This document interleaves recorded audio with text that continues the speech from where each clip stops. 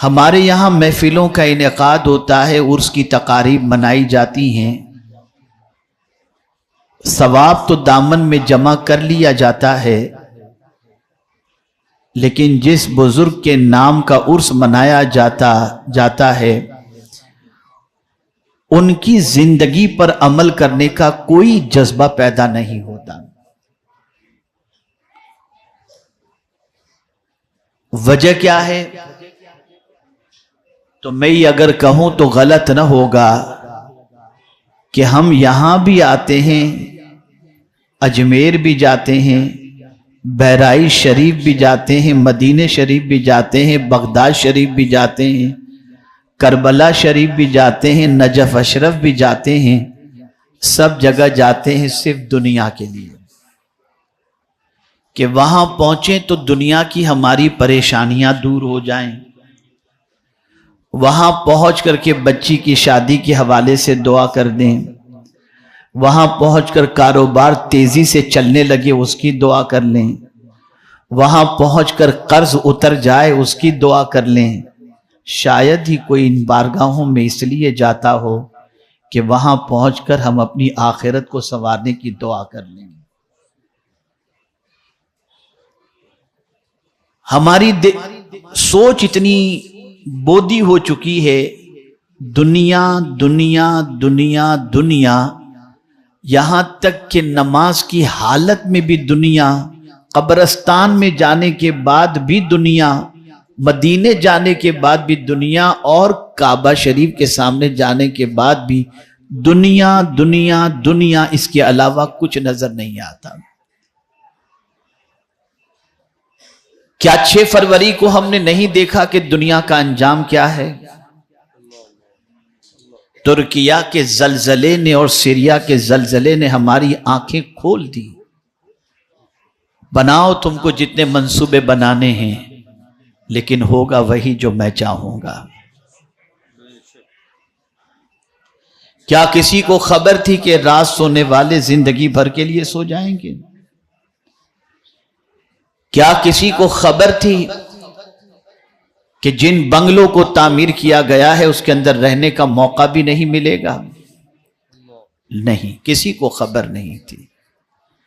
جس طرح سے آج ترکیہ کا ایک علاقہ زلزلے سے متاثر ہوا، سیریا کا علاقہ زلزلے سے متاثر ہوا، ایک دن پوری دنیا کا حال یہی ہوگا۔ اذا زلزلت الارض زلزالہا، ساری زمینیں ہلا دی جائیں گی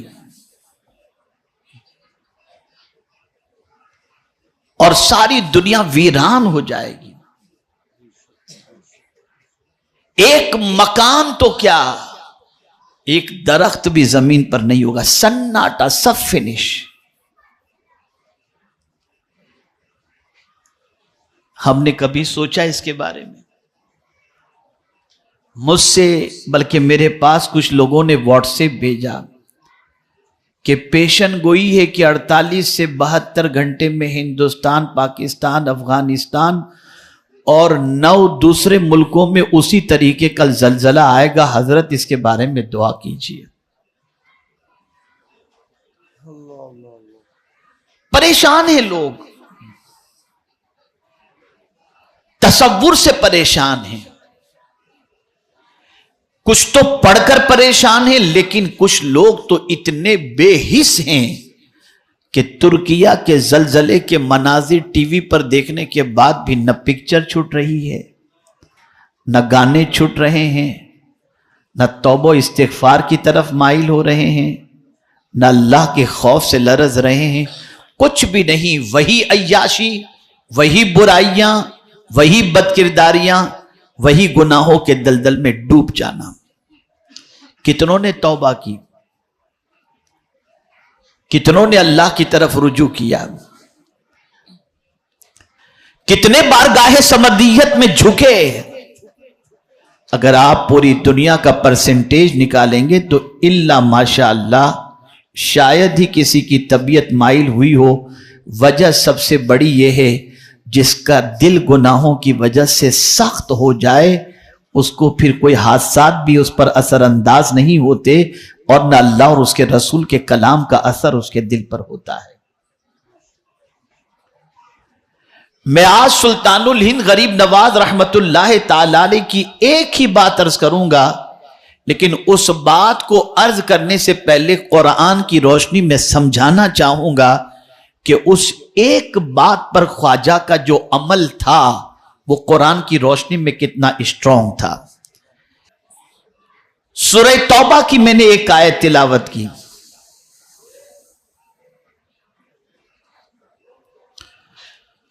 جس میں رب قدیر اپنے محبوب صلی اللہ علیہ وسلم سے ارشاد فرماتا ہے، قل، تم کہہ دو۔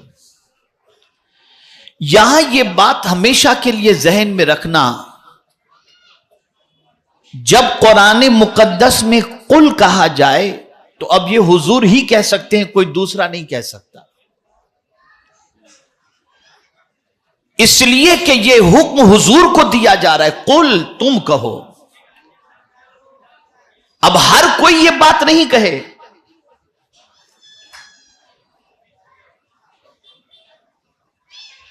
اسی لیے جب قرآن نے کہا قل انما انا بشر مثلکم، تو یہ حضور کہہ سکتے ہیں، آدمی نہیں کہہ سکتا۔ یہ کہنے کا حق حضور ہی کو ہے، اس لیے کہ رب نے حضور سے فرمایا قل۔ آپ نے کب سے کہنا شروع کر دیا کہ حضور ہماری طرح ہیں؟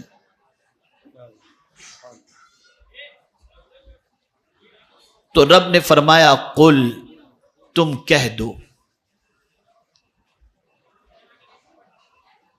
لن یصیبنا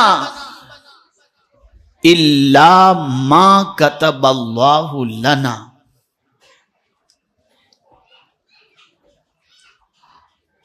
ہم کو نہیں پہنچیں گی کوئی مصیبت، یا ہم کو پہنچتی ہے وہی مصیبت جو اللہ نے لکھ دی ہے، وہی مصیبت ہم کو پہنچے گی جسے اللہ نے لکھ دی ہے۔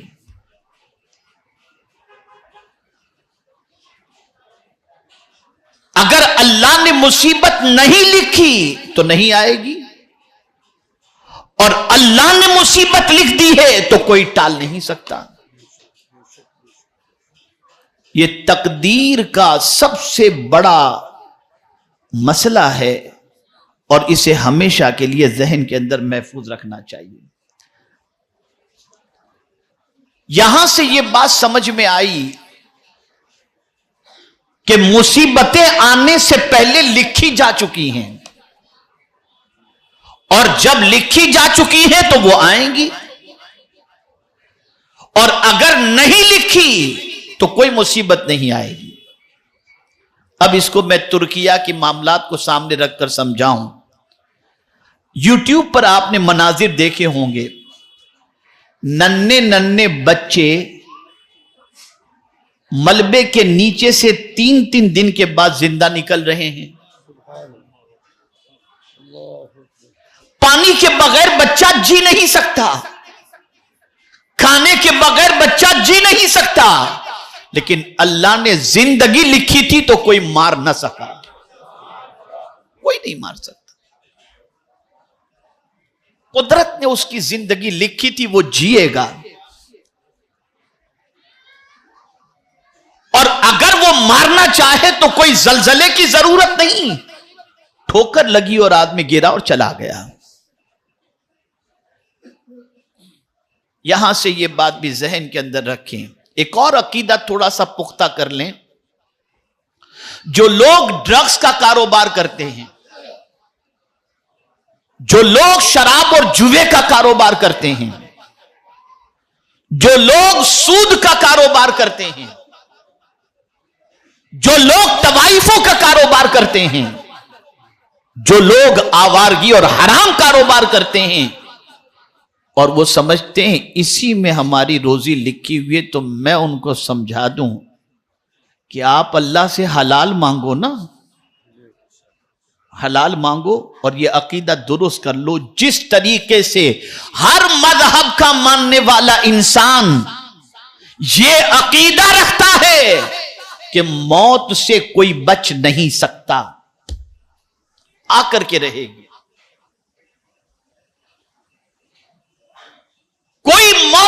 बच नहीं सकता। और मौत के हवाले से कुरान ने कह दिया लिकुल्लि उम्मतिन अजल इदा जाअ अजलुहुम ला यस्तअखिरून साअतन वला यस्तक़दिमून।